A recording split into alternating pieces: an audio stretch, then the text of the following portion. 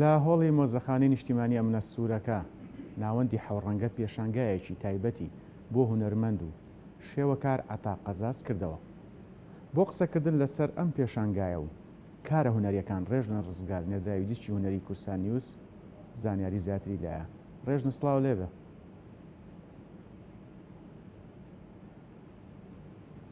ئاکام سلااو لە تۆ لە بینەرانمان بێ. دیارە ئێستا ئێمە لا هۆڵی نیشتیمانی ئەمنە سوورەکەین. لێرە ئەمڕۆ پێشانگایەکی تایبەت لەلایەن ناوەندی حەوتڕەنگەوە بۆ هونەرمەندی شێوەکار هونەرمەند عەتا قەزاز کراوەتەوە. من بۆ گفتوگۆی زیاتر لەسەر کارە هونەریەکانی هونەرمەند کاک عەتا قەزازمان لەگەڵە و گفتوگۆی زیاتر لەگەڵ بەڕێزیان دەکەین. کاکەتا ئەم کاتت باش بێ لە پاش 2 ساڵ گەڕانەوە بۆ کوردستان هۆکاری پێشانگا و کردنەوەی پێشانگایەکی لەم شێوەیەتی بوو. بەخێر بێ سەر چاوم هاتن. بەڵێ من هەر خۆم بریارم ماوە هەموو ساڵێک جارێک یاخود 2 ساڵ جارێک بە کاری نوێ و تازە و ئەمانە پێشانگە بکەمەوە لە شاری سلێمانی و یار لە کوردستان تێگەڕا. بەڵام زۆر جار بۆم نەخڵقاوەکە لە شارەکانی کە بیکەمەوە چونکە تۆزێ زەحمەترا. لەبەرەوە هەموو ساڵێک ئەم ئیشە تەقدیمی و خەڵکاکەم کە ئەیانەوێ لە نزیکەوە ئاشنا بن بە ئیشەکان و کارەکانم. ئەویش من خۆم لە بەریتانیا ژیم، ئەو ماوەی 22 ساڵە 20 ساڵیش لە ئیتالیا بووم. لەبەرەوە هەچی شتێکی هونەری بکەم ئەمەوێ حەزەکەم میلەتەکەشم بیبینێ، بە تایبەتی لە کوردستان هەرچەنە لە ڕێگەی فەیسبوک و ئەوانیکەوە ئیشەکانم دایمە پێشکەشی خەڵگەکەم، بەڵام لە پێشانگاکردنەوە زۆر ڕێک و پێکترە، چونکە تۆ لە مباشرەتە لەگەڵ خەڵکە مناقەشە ئەکەی باسی ئەوواکەی کە تا چ ڕادەیەک ئیشەکانی پێشکەوتووە یان دواکەوتووە. نەخۆش بە مامۆستاگیان با باسێک لە تابلۆکان بکەین. تابلۆکان بە قەبارە و شێوەی جیاواز لێرە نمایش دەکرێن. چەند تابلۆ لێرە نمایش کراوە و گزارش لە چی ئەکەن تابلۆکان؟ من 50 تابلۆی حەجمی جیاوازم هێناوەتەوە لە 50 سانتیمەوە بۆ 2 مەتر. پێشانگاکەم کردوێتەوە بە بۆیی زیتی و بە بۆیی ئاوی ئیشەکانم کردووە لەسەر کانڤاس و قوماشە. بە ئاسانی لوولەکرێ، بە ئاسانی هاتوچووی پێکرێ، مەسەلاتەوە ئەم نەقلیکەم لە شارێکەوە بۆ شارێکیکە. تابلۆکانیشم زیاتر هەمووی شتی مەسەلای قەزایی کوردیە، مەنازەری کوردی، دیمەن و سروشتەکانی کوردستان کە لە لای منەوەکو بەهشت وایە و دایمە خەڵکەکەشم خۆشویستووە، لەبەرەوە هەموو شتەکانم پەیوەندی بە کوردستانەوە هەیە. حتا ئەم ئیشانەشم لە ئەوروپا کە عەرزیەکەم خەڵکی ئەوروپی زۆر لە لای خۆشە، چونکە لای باشە، چونکە تەبعی هەموو دڵ و دەرونی خۆمیتیا بەکار هاتووە. مامۆستاگیان کاتێک سێری تابلۆکانەکەی 2 ڕنگ بەسەر ڕەنگەکانی ترا زۆر زاڵن و دەرئەکەون، ئەویش ڕەنگی شین و ڕەنگی سەوزە. هۆکاری بەکارهێنانی ئەم 2 ڕەنگە لە تابلۆکان تا چییە؟ بەڵێ زۆر جار ڕنگ بەکارهێنانی ڕنگ هونەرمەندەکان بە مەرحەلەیە زانن، یعنی جاری وا هەیە تۆ خەوە بینی تۆ باسی شین و ڕەشی و کاڵی و ئەمانە بکەی هەستەکەیکە خەوێکە. بەڵام من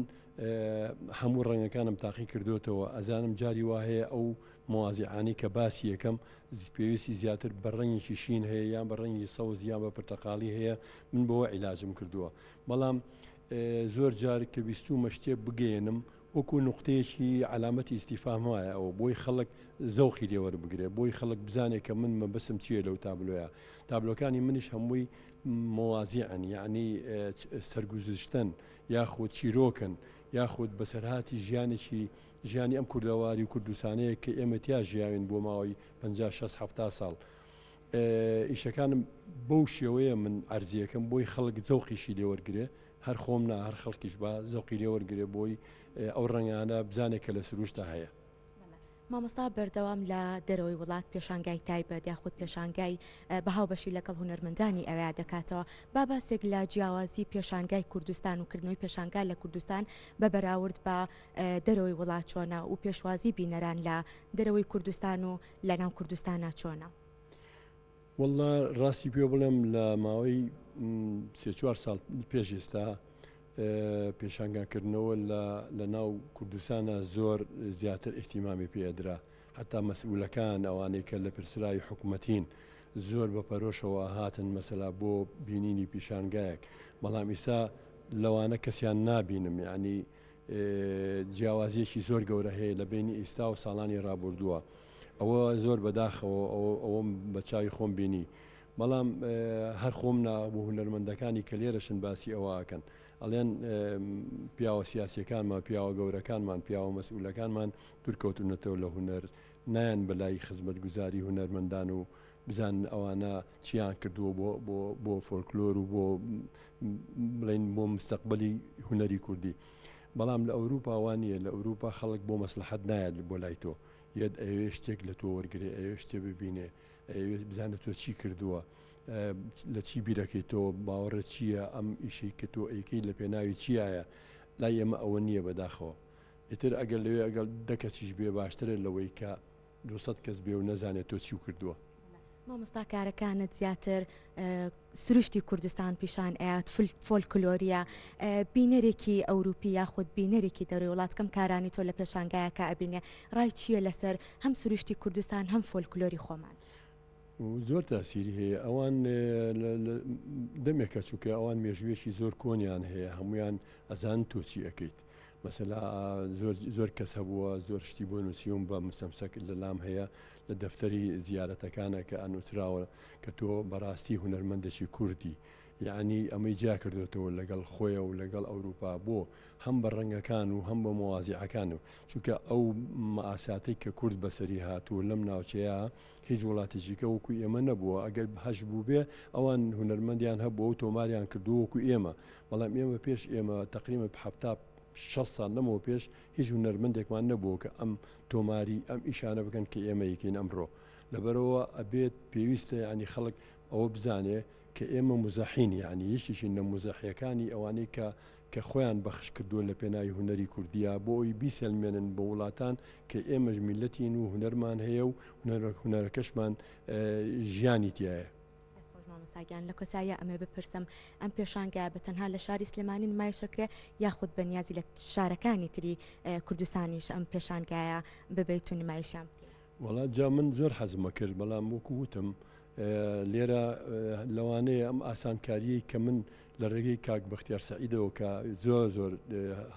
یعنی هیلاک بووە بۆ هونەرمەندانەوەوانە ئەگەر لە ڕێگەی ئەوە نەبووە من خۆشم نەمەتوانێت بیکەمەوە پێشانگەیە چونکە کەسێکی وایتیانە تۆ پەنای بۆ بەری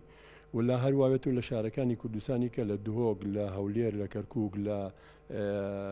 هاچی شارێک لە شارەکانی کوردستانی ئێمە ئەو ئاسانکاریە نییە کە لێرە کراوەکەم بەهۆی کە بەختیار سەعیدەوە کە من یارمەتی یاوم بەڕاستی و زۆر سوپاسی شیەکان لێرەوە و سوپاسی هەموو خەڵکی سلێمانیژەکەم کە هاتن بۆ سیرکردنی پێشانگاکەم بەڵام بەداخەوە لە مەسئولین لەوانەی کە کاربەدەستن کە زۆر زەروری ئەوان لە پێش هەموو کەسێکەوە لێرە بوون ئەوانە باشتریش کە ناتن چکە ئەوان هیچ لە هونەر تێناگەن بۆیە نایەن ئەجینا بۆیە بات نای هونەر یەکێکە لە هەرە شتە جوانەکانی میلەتێک کە بۆی هەبێت دەستەکان نەخۆش بێ مامۆستاگیان بەڵێ ئاکام گەر دەرفەت هەبێ من پێم خۆشە لەگەڵ کاک بەختیار سەعیدیش گفتوگۆیە بکەین کە بەڕێزیان سەرپەرشتی ناوەندی حەوت ڕەنگەن و ئەمە پرسیارێکیش لە بەڕێزیان بکەم کاک بەختیار ئەم کاتت باش بێ ئەمێ بپرسم ڕۆڵی ناوەندەکانی هونەر یاخود ناوەندە هونەریەکان چییە لە بەرەو پێشچوون و لەبەرەو پێشچوونی هونەرمەندانیا خۆت ئێوە یارمەتی ئەو کەسانە ئێن کە ئەیانێ پێشانگا بکەنەوە با باسێک لە ناوەندەکان بکەین و ڕۆڵی ئەو ناوەندانە چۆن ئەبن دیارە هەر ناوەندێکەدا مەزرێت پامێکی هەیە پامەکەی ناوەندێک بۆ ناوەندێکی کاگۆڕە دیارە لە بەرنامەی ڕێخستنی باڵێندرکردنی مۆڵەتی ناوەندەکەی خود ڕێکخراوەکە کە کار بۆ هونەری کوردیەکات بەڵام لە پراکتیکردنی کارەکەیە چەندە ئەتوانێت کار بکات ئەوە کەوێتە سەرپەرشتاری گروپەکە لامان کاتە ئەندامانی گروپەکە لە سلێمانیەتوانە بەڵام ناوەندی حەوڕەنگە زۆرترین ئەو پێشنگانی کە کراوەتەوانێ ناوەندی حەوڕەنگە کردێتەوە ئەگەر ئێمە چێکێکی بۆ نمونە ئەم ساڵ بکەین لە ناو شاری سلێمانی چەند پێشنگا کراوەتەوە چەند لەو پێشنگانە ناوەندی حەوڕەنگە کردوێتەوە دیارە ناوەندی حەوڕەنگە بەپێی ئەو تەمەنی کە دروست بووە توانێتی ببێتە نقطەیەکی زۆر تایبەت لە مێژووی شێوەکاری هەرەوەش بۆتە سەبەبیەوەی کە بڵێن زۆربەی هونەرمەندان چ ئەوانەی کە لەسەر ئاسی باشووری کوردستان یاخود لە بەشەکانی تری کوردستان یان ئەوانەی کە لە وڵاتەکانی ئەوروپاژین ڕاستەخۆ پەیوەندی بە ناوەندی حەوڕەنگەوەکەن ئەم پێشنگایی کاگاتاش بەڕاستی پێش دوو مانگێک کە بگەڕێتەوانە باسی ئەومان کرد کە پێشانگا دەبێت کە دەیتوانێت بەسیەوەی کرد کە حەزەکەم پێشنگای بکەینەوەوانە بەدڵخۆشە بەشێک لەو کارانی کە لێرە ئەبێنرێت هەر لە شاری سلێمانی دروست کراوەتەوە بەشێکی لە لەندەن لەگەڵ خۆی هێناوێتەوە بەکۆ توانین بڵێن پێشانگایەکی کاری واقعی پڕەنگی کوردەواریە لە هەموو تابلۆەکە کایبینی هەز بە ژانی کوردەواریەکەی هەز بە ڕەنگە گەرمەکانیەکەی کە تایبەتە بە ژینگەی کوردەواریەوە دوێنش کە پێشنگا کراوە ژمارێکی زۆر باش لە هونەرمەندان و هاوڕیان هاتن خۆشحاڵین و هیوادارم توانی بێتمان بەرکی خۆمان هەستابین. دەستەکانتان خۆش بێ سەرکەوتوو بن بەڵێ ئاکا ئەمڕۆ لە هۆڵی نیشتیمانی ئەمنە سوورەکە ئەم پێشانگایە بەردەوام ئەبێت لە کاتژمێر سێوە پێشانگاکە بەڕووی بینەراندا ئەکرێتەوە و تا کاتژمێر هەشتی ئێوارە بەردەوامی دەبێت دەتوانن بێنە هۆڵی نیشتیمانی ئەمنە سوورەکە و ئەم تابلۆ ناوازانە ببینن. ڕێژنە ڕزگار